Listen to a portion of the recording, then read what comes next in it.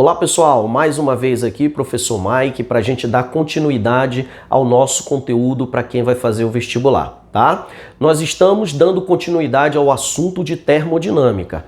Na videoaula de hoje, a gente dá o pontapé inicial para se estudar o segundo princípio da termodinâmica, tá? Estudando as máquinas térmicas, estudando as máquinas refrigeradoras, o ciclo de Carnot e finalizando o segundo princípio através do conceito de entropia, tá?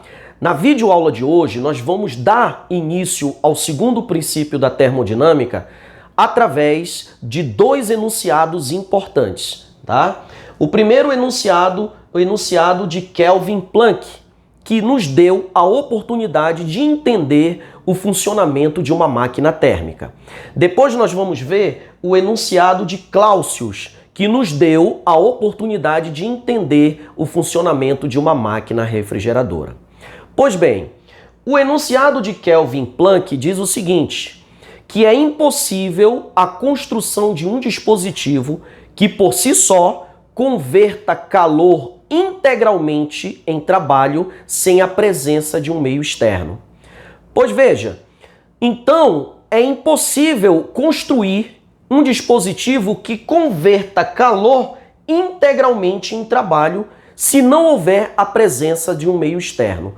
O que o Kelvin Planck estava aí eliminando? A existência de uma máquina ideal, né? A máquina ideal seria aquela que pegasse o calor da fonte e transformasse todo esse calor em trabalho. Portanto, realmente, como é que funciona uma máquina térmica?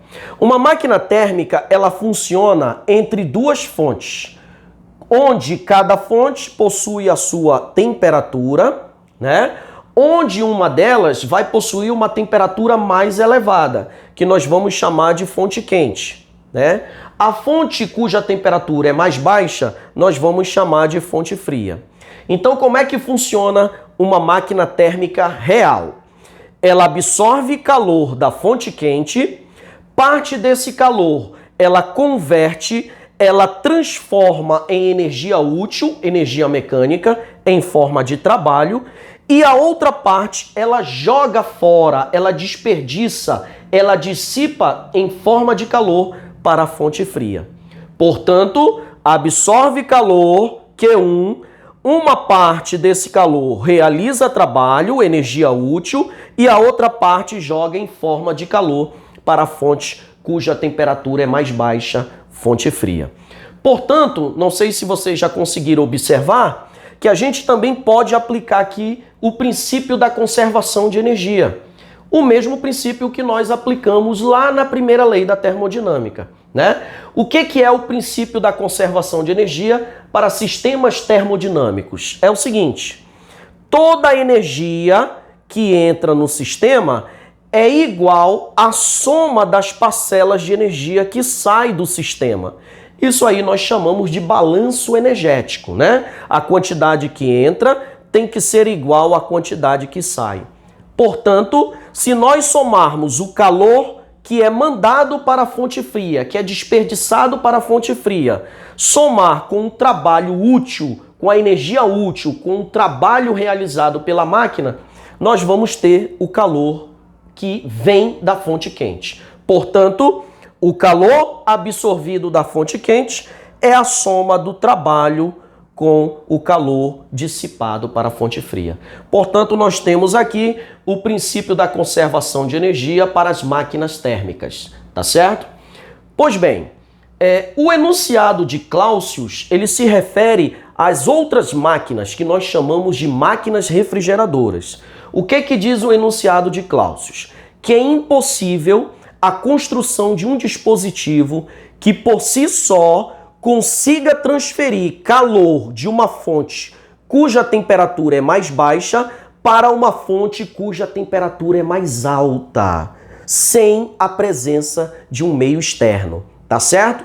Com esse enunciado, o Clausius acaba eliminando a possibilidade de existir um refrigerador ideal. Então, qual seria aquele refrigerador ideal? Aquele que retira calor de uma fonte cuja temperatura é mais baixa e manda esse calor, transfere esse calor para uma fonte cuja temperatura é mais alta. Portanto, esse refrigerador ideal não existe. Então, o que vai existir para nós? O refrigerador real, né? Então, vou apagar aqui. Inclusive, eu vou utilizar esse mesmo desenho para se entender o refrigerador real, né?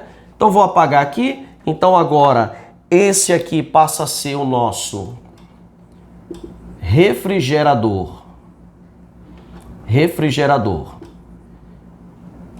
real, tá? Ou seja, a minha máquina refrigeradora real, aqui agora continua sendo a minha fonte quente, aqui continua sendo a minha fonte fria, só que agora o que vai acontecer?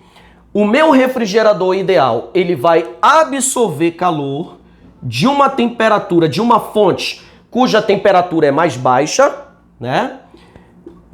Lógico que ele vai fazer isso ele só vai conseguir isso somente com a presença de um meio externo. Portanto, o meio externo, ele vai realizar trabalho em cima do refrigerador e uma parte desse calor será jogado para a fonte cuja temperatura é mais alta, que é a fonte quente. Portanto, o refrigerador ideal, o real, é aquele que retira calor de uma fonte mais baixa, recebe trabalho do meio externo e manda uma parte desse calor para a fonte cuja temperatura é mais alta, que é a fonte quente. Perceba que aqui a gente também pode utilizar o princípio da conservação de energia, né? Se você observar, o que diz o princípio da conservação de energia para a termodinâmica? Todo o calor que entra tem que ser igual ao calor que sai, o balanço energético, né? Perceba que o calor está vindo da fonte fria, né? O refrigerador real, ele está absorvendo o calor da fonte fria e está recebendo o trabalho do meio externo.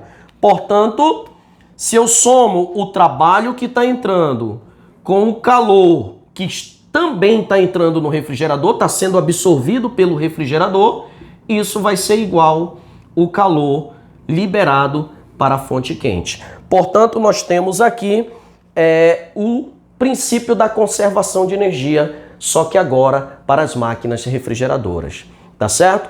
Então perceba, pessoal, que o enunciado de Kelvin Planck e o enunciado de Clausius mostram para nós como realmente funcionam as máquinas térmicas reais e as máquinas refrigeradoras reais, né?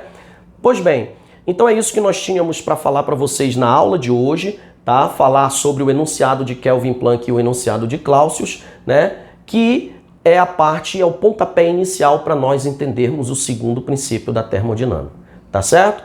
Um forte abraço a todos e até a nossa próxima aula.